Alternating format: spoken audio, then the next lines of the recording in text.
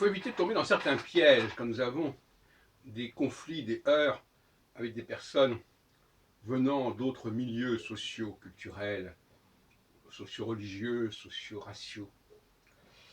Parce que, effectivement, la question de l'accusation raciale ou religieuse, ça ne passe plus. Ça ne passe plus. En revanche, il est toujours possible de dénoncer, si on peut dire, des différences de culture, des différences de code, des différences de comportement. Et force est de constater que l'on n'a pas les mêmes comportements en France, partout, dans tous les milieux. On pourrait énumérer à l'infini le nombre de milieux qui ont des conceptions de ce qui est bien ou mal, de ce qui est le vivre ensemble, de ce qui est la discussion, la communication.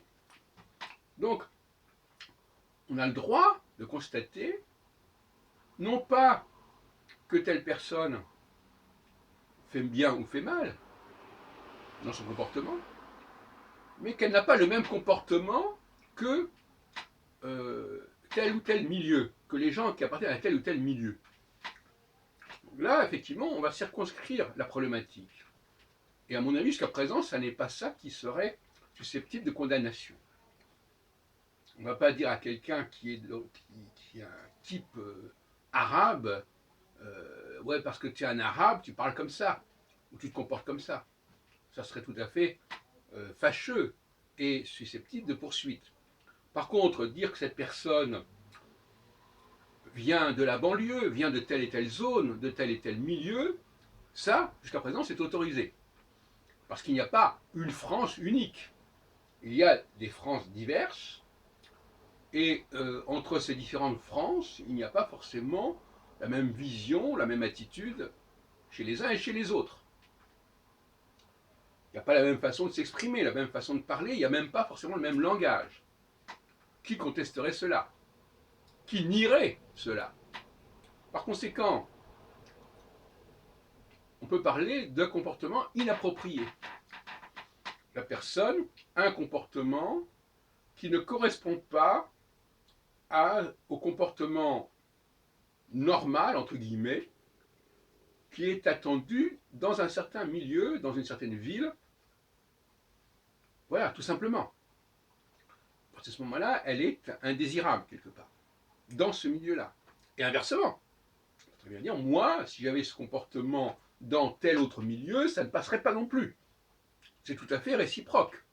Donc il n'y a pas de question de mieux ou de pas bien, il y a simplement des questions, ça n'est pas un comportement approprié qui convient au milieu en question.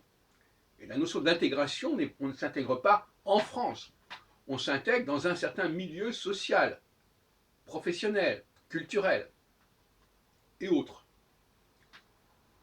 Le problème, c'est que certaines personnes vont essayer de vous faire dire que vos attaques, vos observations concernant tel et tel milieu sont en réalité d'ordre religieux, racial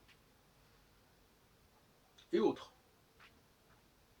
C'est ça, ce petit jeu qui risque d'être joué. On va nier les questions culturelles, pas au sens de la culture religieuse, de culture de milieu, par exemple de banlieue, de zone, et même tout simplement de région. Il est certain, par exemple, que quelqu'un, un Parisien qui débarque à Marseille, ça ne va peut-être pas se passer si bien que ça, parce qu'il n'y a pas les mêmes codes, il n'y a pas les mêmes comportements, il n'y a pas les mêmes réactions, il n'y a pas les mêmes modes de régulation, de contrôle, des uns et des autres. Donc sortir quelqu'un de son milieu, ça devient compliqué parce qu'il va se trouver dans une sorte d'électron libre et on n'aura pas la bonne attitude, soit par la menace, soit au contraire par la conciliation. Ça ne passera pas, pour toutes sortes de raisons. Les codes ne sont plus les mêmes. Et la personne, donc, elle est déboussolée parce que son comportement va s'exacerber puisque elle n'aura pas en face d'elle un positionnement qui est capable de réguler son comportement, comme ça peut se produire dans son milieu à elle. Donc sortir quelqu'un de son milieu, ça devient extrêmement dangereux. Alors, dans l'espace public, il n'y a pas d'espace public dans l'absolu. L'espace public dans le 8e arrondissement, ce n'est pas l'espace public dans telle et telle zone du 93. Donc, la notion d'espace public, elle ne fait plus sens. L'espace public, c'est celui de la société à un moment donné, à un endroit donné. Bon. Donc là encore, on a une expression qui ne veut rien dire. Parce que quand on dit à quelqu'un, vous êtes dans l'espace public, oui, mais lequel?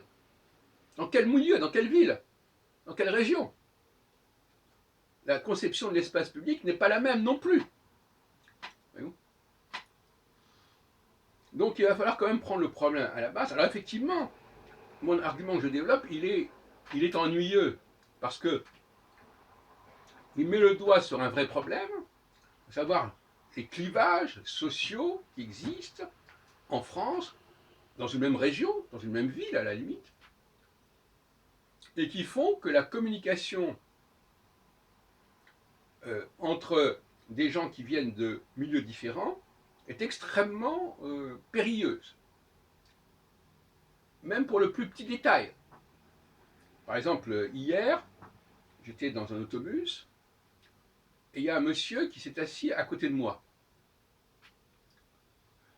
Alors il m'a dit, poussez-vous un petit peu, etc. Or, les sièges qui étaient en face étaient vides. Je lui ai dit, qu'est-ce que ça veut dire?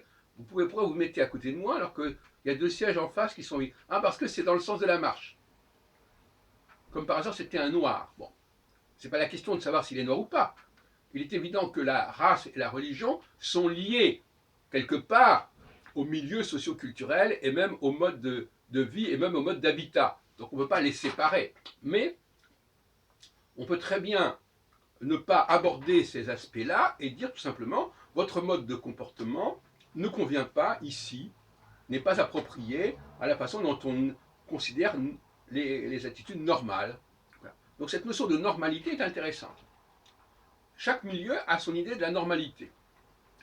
Donc je dis, ici, dans les autobus parisiens, il n'est pas normal de s'asseoir à côté de quelqu'un quand les sièges en face sont vides. Quand il n'y a pas de place, c'est notre problème, mais quand il y a de la place, quand il y a 2 sièges en face de moi qui sont vides, même si ce n'est pas dans le sens de la marche, je ne vois pas pourquoi quelqu'un se collerait contre moi. Et en plus me dirait, attendez, là vous avez votre veste qui dépasse, etc. Non, ça n'est pas tolérable.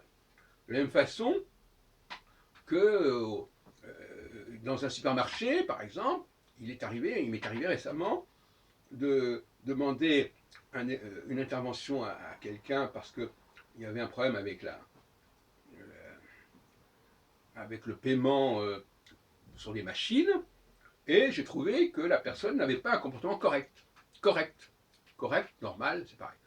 Et je lui ai dit, alors elle a commencé à s'énerver, qu'est-ce que vous avez à me raconter? Vous n'avez pas de leçon à me donner, vous n'avez pas à me dire ce qu'il faut faire, etc. Je lui ai dit, écoutez, non, c'était un employé du magasin. Bon, je lui ai dit, mais qu'est-ce que ça veut dire ça? Qu'est-ce que c'est que ces comportements? Ce n'est pas un comportement normal. Les personnes auxquelles je suis habitué dans ce magasin, nous sommes dans le 13e, n'ont pas ce comportement, n'ont pas ce type de réaction. Et comme par hasard, n'ont pas non plus ce type de profil. Ça, c'est notre problème. C'était un type qui avait un profil arabe, évident. Un barbu, arabe, chaud, etc. Bon. Et on a généralement affaire à des jeunes femmes polies, tranquilles, qui ne vont pas commencer à vous corréler parce que vous avez fait une réflexion qui ne leur a pas plu.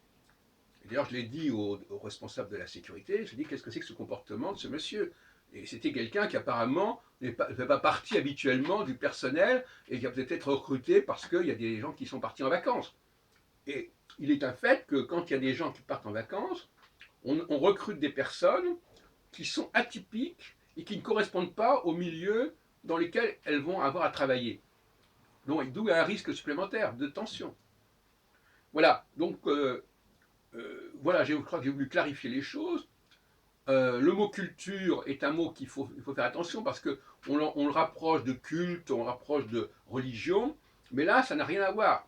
Moi, ma thèse, c'est qu'en France, il y a des milieux, quelle que soit la race, quelle que soit la religion, etc., il y a des milieux qui fonctionnent d'une certaine manière, dont l'idée de ce qui est correct et normal est spécifique, et que quelqu'un qui ne correspond pas à ces milieux-là, à ce milieu-là, eh bien, il fait problème, c'est tout. Et donc, il faut éviter ce genre de conflit. Et je répète encore une fois, la notion de normalité, de correction, de ce qu'on peut faire ou pas dans l'espace public, elle est complètement variable.